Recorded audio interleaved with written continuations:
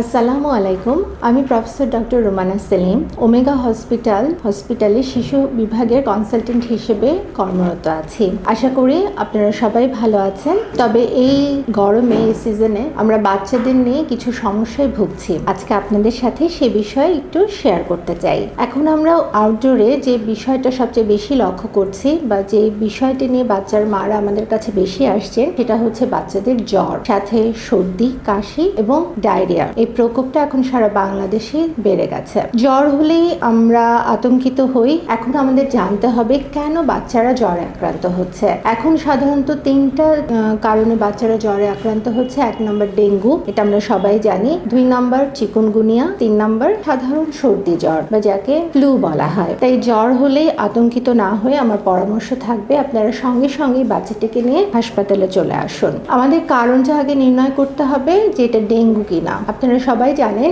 ডেঙ্গুর কিছু উপসর্গ আছে, যেমন জ্বর থাকবে, তার সাথে গায়ে ব্যথা, মাথা ব্যথা, চোখে ব্যথা। তবে বাচ্চারা এই ব্যথা কথাগুলো বলতে পারে না। বাচ্চারা প্রচন্ড খিটখিটে মেজাজের হয়ে যায় এবং তার সাথে তাদের পাতলা পায়খানা, বমি বা এই উপসর্গগুলো থাকতে পারে। তাই সব জ্বরের পেশেন্ট কি আমাদের হাসপাতালে ভর্তি হতে হবে? না, আমরা সাধারণত সিবিসি বা ডেঙ্গু NS1 অ্যান্টিজেন পরীক্ষার মাধ্যমে প্রথম 3 দিনের ভেতর ডেঙ্গু পরীক্ষা করে শনাক্ত করি এবং তাদেরকে কিছু বাসায় উপদেশ দিয়ে দেই কিভাবে সেগুলো মেনে চলতে হবে। তবে কোন পেশেন্ট কখন হসপিটালে ভর্তি হবে এটা আমাদের জানতে হবে। আমরা মাদের বলছি যে ডেঙ্গু পেশেন্টের কিছু ওয়ার্নিং সাইন থাকে। এই উপসর্গগুলো হলে আপনারা সাথে সাথে আমাদের হসপিটালে নিয়ে আসবেন বাচ্চাকে। যেমন জ্বরের সাথে তীব্র শরীর ব্যথা, তার সাথে বমি, বাচ্চা কোনো কিছু খেয়ে পেটে রাখতে পারছে না, অথবা বাচ্চার পেশাব কমে গেছে, প্রস্রাবের পরিমাণ কমে গেছে, বাচ্চার লেথার্জিক বা নেতিয়ে পড়েছে, তার কালো পায়খানা বা বমির সাথে বা শরীরের যে কোনো জায়গা থেকে রক্তপাত হচ্ছে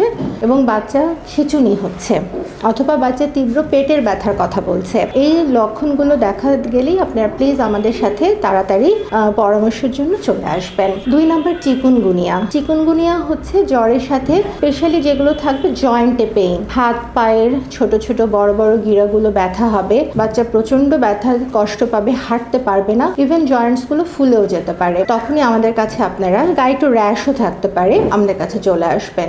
3 নম্বর ফ্লু।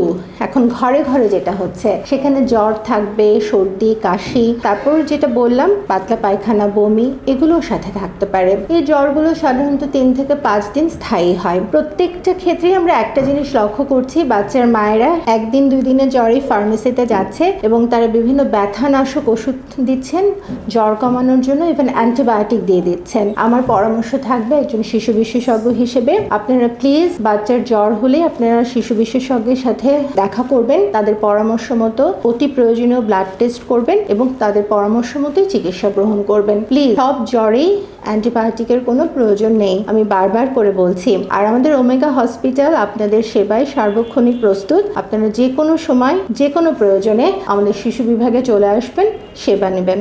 ভালো থাকবেন। আল্লাহ হাফেজ।